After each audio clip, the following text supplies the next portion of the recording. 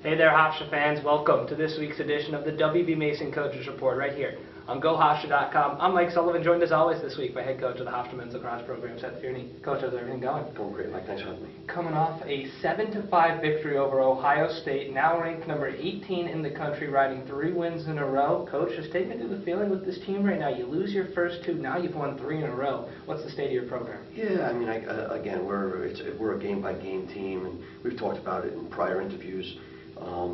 Awfully proud of the guys, the way they have fought back after being 0-2. You know, sometimes you can take a little while to get out of that, and they fought back. Strong performance versus Princeton, and then a couple of wins in a row here, cutting them loose, and certainly, you know, Ohio State's a very good team. Georgetown's a very good team. Fairfield had a huge win this weekend, very good team. So proud of the way we played. Yesterday's newspaper, you know, we cut it loose, and we're on to Delaware now. Let's talk about this Ohio State game a little bit. Defensively, you only allow 5 goals. Chris Silva has a pretty good game. But I want you to ask you about the matchup first. Finn Sullivan against Jesse King, one of the best offensive players in the country.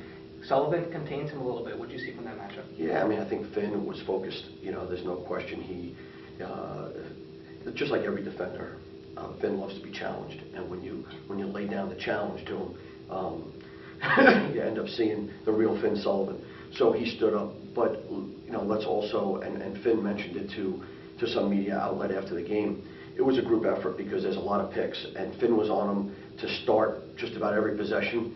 He may not have ended up on him at the end of every possession, but he did a great job at least igniting the possession, dictating how it was going to go, and you know, the entire defense played really well. What about the ability to win a game like this when you don't necessarily win the face-off battle either? Chris Clark struggles, yet you still win by 2 goals. You're able to cause some turnovers and prevent their offense from getting up on you.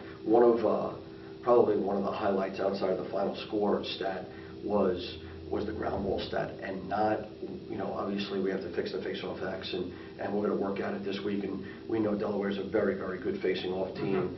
So with that being said, we got to fix it, but to lose that many face-offs and to still win the ground ball battle, that's a huge stat for us. Offensively, you only get 7 goals, but you do enough to win the game. Are you at a point where you see some areas on that end of the field where you can improve on as you head into conference play? Yeah, I mean, listen, we only had 20 possessions in the game because of the way the tempo was played out. There was a lot of penalties called, so there was a lot of man up, man down. It takes away some transition opportunities, takes away offensive opportunities depending on who's on man up and who's on man down. But with that being said, those guys, they've done a good job. We need to finish. We had some opportunities. Briar Davis had a couple. Torrin Varn had a couple. Lance Yapor had a couple. Sam had 1 or 2 other ones. Mike Malave opened up the game with a great look at the goal left-handed. So there are opportunities that we've left out on the table. We're going to continue to work and to try to put them away. 5 games into the season, I want to ask you about your special teams unit. Man down has a lot of different personnel out there, and man up, you know, it's had its good points this season. It's also had its bad. How comfortable are you with where those 2 units are playing? Yeah, I mean, I would like to see, obviously, improvement on both, and we'll continue to work at it. We're going to work at it today. Man down it's got to be done as a unit, and man up. You know, we were 50% against Ohio State, 3 for 6, and we were 0 for 3 in the first quarter, which made me a little nutty. But with that, they came back and they responded. So, you know, we're going to tweak man up again, man down. We're going to continue to throw the kitchen sink at them, and so that they're not wowed by what they see. And again, I thought that they've done a great job in preparation. Before the season, you stressed to me the importance of your conference schedule, based especially on how the past 2 years have gone in your CAA slate. You got that first one coming up this Saturday. Talk to me about the importance of being #1 in the CAA and moving forward in the conference. Yeah, I mean, listen, conference games in the CAA, you can throw away anybody's record. It doesn't make a difference who's got a winning record, who doesn't have a winning record.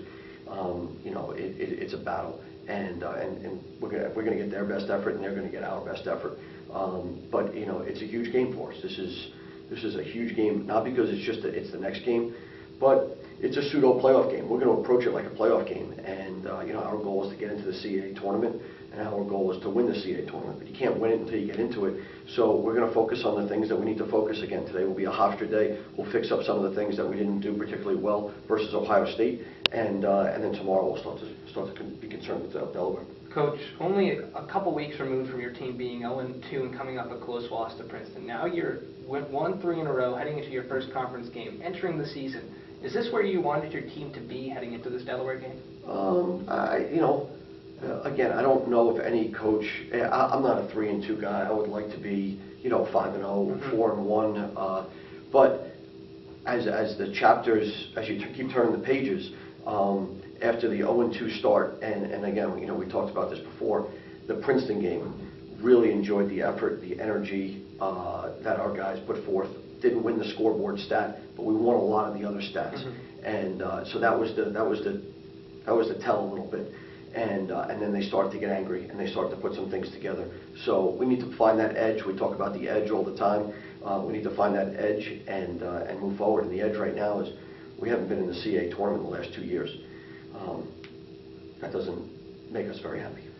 Into this week, Delaware, take me through the scouting report, what you see from the Fighting Blue Hens. 5-2 on the season. They're riding a 4-game winning streak and coming off a last-second victory against Binghamton. Yeah, again, we had a chance to watch a little bit of film yesterday, just as a staff. Today is going to be just a Hofstra day. We may sneak a few things in versus Delaware, but tomorrow will be a big Delaware day in the film room and on the practice field and throughout the week. They tremendous team facing off. Their goalie is playing very well. They are putting the ball in the goal. They're only allowing 8 goals a game.